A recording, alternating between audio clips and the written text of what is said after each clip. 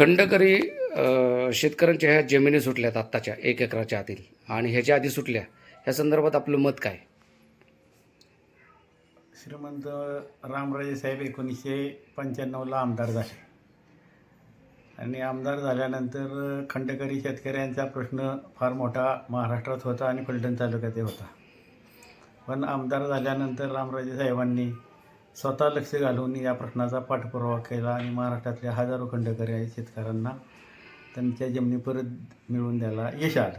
त्यांना जमिनी परत देण्यासाठी महाराष्ट्र शासनाने श्रीमंत रामराजे नाईक निंबाळकर समिती गठीत केली आणि त्या समितीने 13 शेती महामंडळाच्या 6 जिल्ह्यातल्या 13 फार्मवर जाऊन महाराजसाहेबांनी परिस्थितीचा सगळा अभ्यास केला आणि शेतकऱ्यांना जमिनी परत कशा देता येतील या संदर्भातला अहवाल शासनाला सादर केला.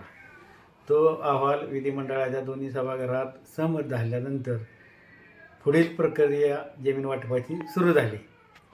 जमीन वाटपाची प्रक्रिया सुरू झाल्यानंतर सुरुवातीच्या टप्प्यात फलटण तालुक्यातील 723 शेतकऱ्यांना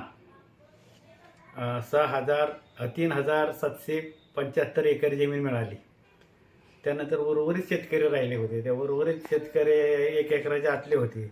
1 एकरातल्या आतल्या शेतकऱ्यांची संख्या 129 होती. मग आम्ही त्याचाही पाठपुरावा केला आणि रामराजे साहेबांच्या प्रयत्नातून त्यालाही यश आलं आणि आज त्या शेतकऱ्यांच्या वाटपाची अंतिम यादी प्रसिद्धी झालेली आहे. त्यामुळं सगळीकडं आनंदाचं वातावरण आहे.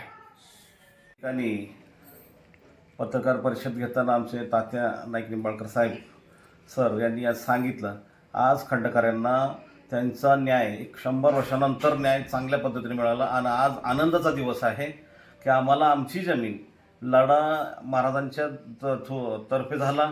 आमचे लक्ष्मणरावजी तात्या यांच्याबरोबर राहिले, संजीवबाबा आहे, बाकीचे आमचे पिटूबाबा आहे, बाकीचे आमचे कार्यकर्ते आणि खंडकरी सगळ्यांनी मिळून ह्या लढ्याला चांगलं रूप दिलं आणि आज आनंदाचा क्षण आहे.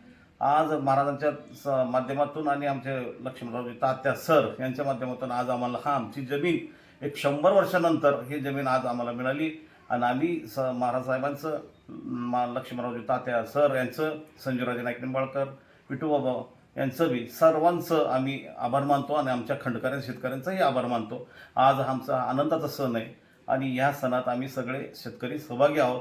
पुन्हा एकदा महाराज साहेबांचे आभार आभार आभार.